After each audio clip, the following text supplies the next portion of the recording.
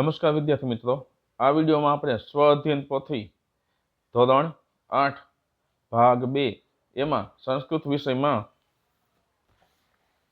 ત્રીજું એકમ છે આત્મશ્રદ્ધાયાઃ પ્રભાવઃ એનું સંપૂર્ણ સોલ્યુશન જોઈશું।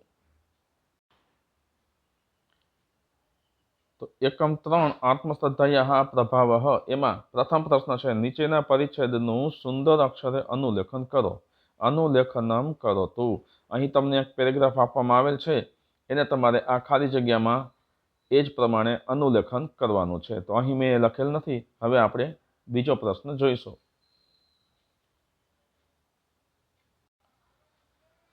મિત્રો, બીજો પ્રશ્ન છે નીચેનો ફકરો વાંચી તેની નીચે આપેલા પ્રશ્નોના સંસ્કૃત ભાષામાં જવાબ લખો। સંસ્કૃત ભાષાયામ ઉત્તરાણી લિખતુ। એકઃ બાલકઃ આસીત तस्य नाम एकलव्यः आसीत्। सः धनुर्विद्यां पठितुम् इच्छति स्म। एकदा सः द्रोणाचार्यस्य समीपम् अगच्छत् अवदत् च गुरुदेव, अहम् अपि धनुर्धरः भवितुम् इच्छामि, कृपया मां स्वीकुरु। आचार्यः प्रत्यवदत्, अहं कौरवान् पाण्डवान् च पाठयामि। अहं भवतः शिष्यरूपेण स्वीकारं कर्तुं न शक्नोमि। परन्तु आचार्यं प्रति तस्य श्रद्धा शिथिला न अभवत्।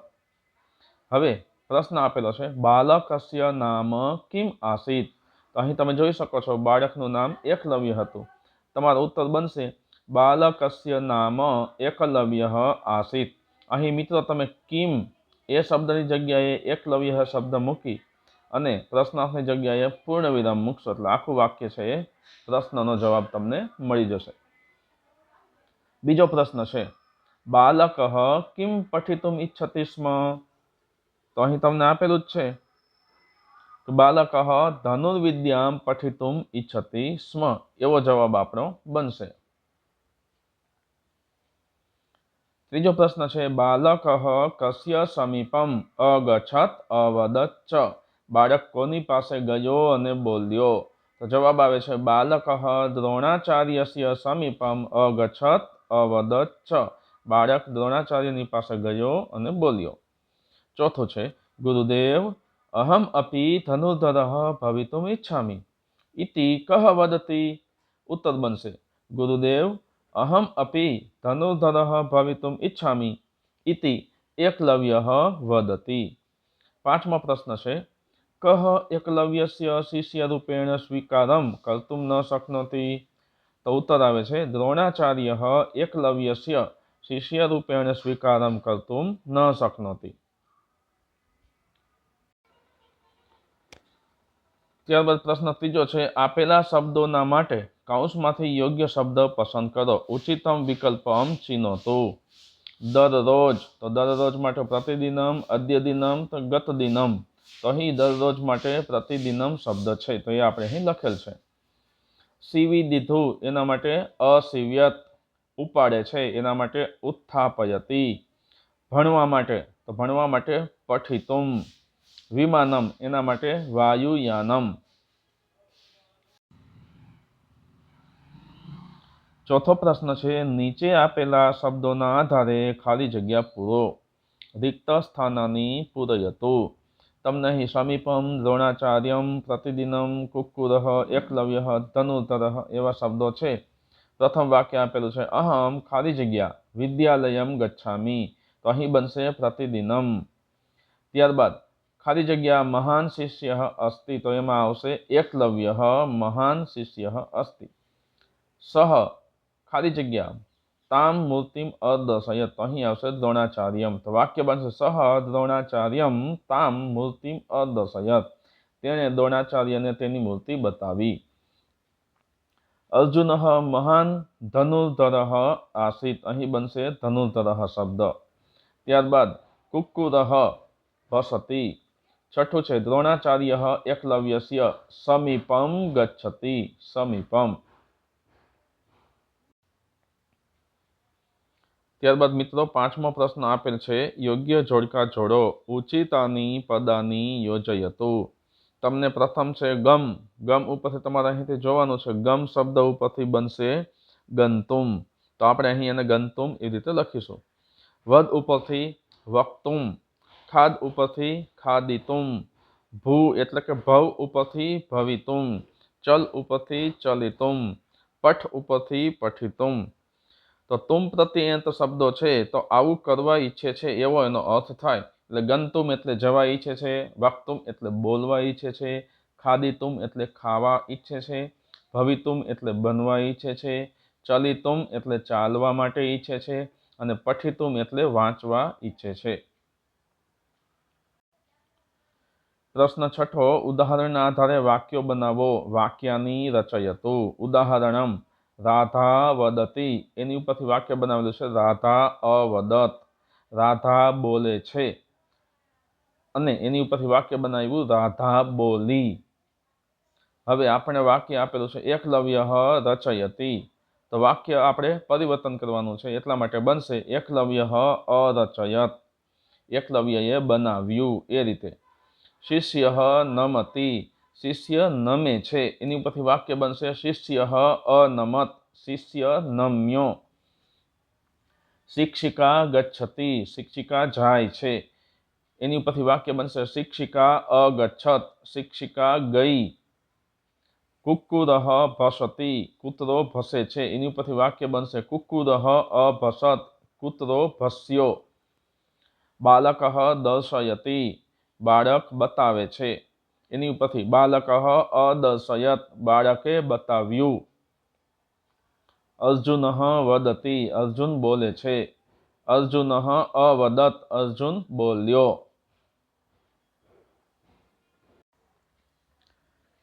ત્યારબાદ 7મો પ્રશ્ન આપેલ છે મિત્રો, નીચેના વાક્યોમાંથી સાચું વાક્ય પસંદ કરી ચિત્રોની સામે લખો. ચિત્રસ્ય આધારણ તસ્ય વાક્યમ લિખતુ. પેલું વાક્ય છે દ્રોણાચાર્ય એતત દ્રષ્ટવા અપૃચ્છત કહ તવ આચાર્ય. બીજું વાક્ય છે એકદા સહ દ્રોણાચાર્યસ્ય સમીપમ અગચ્છત અવદત ચ. ત્રીજું છે એકલવ્ય બાણૈઃ તસ્ય કુક્કુરસ્ય મુખમ અસીવ્યત. ત્યારબાદ ચોથું વાક્ય આપવામાં આવેલું છે તદા સહ દ્રોણાચાર્યમ તામ મૂર્તિમ અદર્શયત. પાંચમું છે એકઃ બાલકઃ આસીત. ને છઠ્ઠું છે પ્રાતઃ આરભ્ય સાયંકાલ પર્યંતમ ધનુર્વિદ્યાયાઃ અભ્યાસમ અકરોત. તો આ વાક્યોને આપણે ચિત્રની સામે યોગ્ય રીતે મૂકવાના છે. તો મિત્રો આ ચિત્રમાં તમે જોઈ શકો છો કે એકલવ્ય ધનુર્વિદ્યાનો અભ્યાસ કરે છે. તો એના માટેનું વાક્ય આપણે છઠ્ઠું વાક્ય છે પ્રાતઃ આરભ્ય સાયંકાલ પર્યંતમ ધનુર્વિદ્યાયાઃ અભ્યાસમ અકરોત, એવું વાક્ય આપણે મૂકીશું. ત્યારબાદનું ચિત્ર છે ગુરુ દ્રોણને એકલવ્ય છે એમની મૂર્તિ બતાવે છે. તો તદા સહ દ્રોણાચાર્યમ તામ મૂર્તિમ અદર્શયત, એ વાક્ય છે એ અહીં આપણે મૂકીશું. પછી અહીં એકલવ્ય છે એ ગુરુદેવ પાસે જાય છે, તો એના માટેનું વાક્ય આવી રીતે આપેલું છે એકદા સહ દ્રોણાચાર્યસ્ય સમીપમ અગચ્છત અવદત ચ. એક વખત તે દ્રોણાચાર્યની પાસે ગયો અને બોલ્યો. પછી ત્યારબાદ અહીં તમે જોઈ શકો છો ગુરુ દ્રોણ એકલવ્યને પૂછે છે. તો આ વાક્ય આ રીતે આવે છે દ્રોણાચાર્ય એતત દ્રષ્ટવા અપૃચ્છત કહ તવ આચાર્ય. ત્યારબાદ પાંચમી જગ્યા છે એમાં ચિત્ર આપેલું છે, એમાં કૂતરાના મુખમાં બાણ મારેલા દેખાય છે, એટલે આપણે આ રીતે લખીશું એકલવ્ય બાણૈઃ તસ્ય કુક્કુરસ્ય મુખમ અસીવ્યત. અને છેલ્લું એક બાળક છે એટલા માટે એકઃ બાલકઃ આસીત. તો આ રીતે આ ચિત્રની સામે તમારે યોગ્ય વાક્યો મૂકવાના છે. ત્યારબાદ મિત્રો 8મો પ્રશ્ન છે નીચે આપેલો ગદ્યખંડ વાંચીને પ્રશ્નોના ઉત્તર સંસ્કૃતમાં લખો. સંસ્કૃત ભાષાયામ ઉત્તરાણી લિખતુ. પેરેગ્રાફ છે અસ્માકમ ભારત દેશે અનેકાઃ નદ્યઃ સન્તિ. આપણા ભારત દેશમાં અનેક નદીઓ છે. ગંગા યમુના સાબરમતી નર્મદા ઇત્યાદયઃ. ગંગા યમુના સાબરમતી નર્મદા વગેરે. સર્વાસુ નદીસુ ગંગા શ્રેષ્ઠા નદી અસ્તિ. બધી નદીઓમાં ગંગા શ્રેષ્ઠ નદી છે. નિદાધે અપી તસ્યાહ પ્રવાહો ન શુષ્યતિ. દુષ્કાળમાં પણ તેનું પ્રવાહ સુકાતો નથી. સા હિમાલયાત પ્રભવતી સાગરમ પ્રતિ વહતી ચ. તે હિમાલયમાંથી ઉત્પન્ન થાય છે અને સાગર તરફ વહે છે. પ્રયાગે ગંગાયાહ યમુનાયાશ્ચ સંગમમ ભવતી. પ્રયાગમાં ગંગા અને યમુનાનો સંગમ બને છે. સંગમ સ્થાને સ્નાનેન જનાઃ પવિત્રાઃ ભવન્તિ. સંગમ સ્થાનમાં સ્નાન કરીને લોકો પવિત્ર થાય છે.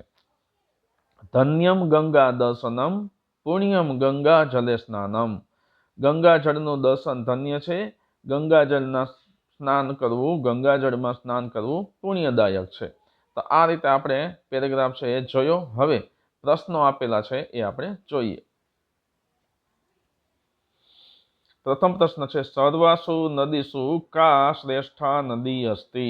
તો અહીં તમે જોઈ શકો છો કે આપેલું છે વાક્ય સર્વાસુ નદીસુ ગંગા શ્રેષ્ઠા નદી અસ્તિ. બીજું છે નિદાધે અપી કસ્યાહ પ્રવાહો ન શુષ્યતિ. દુષ્કાળમાં પણ કેનો પ્રવાહ સુકાતો નથી. તો અહીં તમે જોઈ શકો છો આ જ વાક્ય છે એ આપણે મૂકવાનું છે. નિદાધે અપી ગંગાયાહ પ્રવાહો ન શુષ્યતિ. દુષ્કાળમાં પણ ગંગાનો પ્રવાહ સુકાતો નથી. કુત્ર ગંગાયાહ યમુનાયાશ્ચ સંગમઃ ભવતી. ગંગા યમુનાનો સંગમ ક્યાં થાય છે? તો પ્રયાગે. તો પ્રયાગે ગંગાયાહ યમુનાયાહ ચ સંગમમ ભવતી. ચોથો પ્રશ્ન છે સંગમ સ્થાને સ્નાનેન કે પવિત્રાઃ ભવન્તિ. તો જવાબ આવશે સંગમ સ્થાને સ્નાનેન જનાઃ પવિત્રાઃ ભવન્તિ. તો વિદ્યાર્થી મિત્રો, આ સાથે જ આપણો આ જે એકમ આપવામાં આપણને આવેલું છે આત્મશ્રદ્ધાયાઃ પ્રભાવઃ, તેનું સંપૂર્ણ સોલ્યુશન આપણે અહીં જોયું. વિદ્યાર્થી મિત્રો, મારી યુટ્યુબ ચેનલ પર તમે નવા હો તો મારી યુટ્યુબ ચેનલ માય સ્ટુડન્ટ્સ એજ્યુકેશનને તમે સબસ્ક્રાઈબ કરજો. આ વિડીયોને તમારા અન્ય મિત્રોને પણ શેર કરજો. ધન્યવાદ.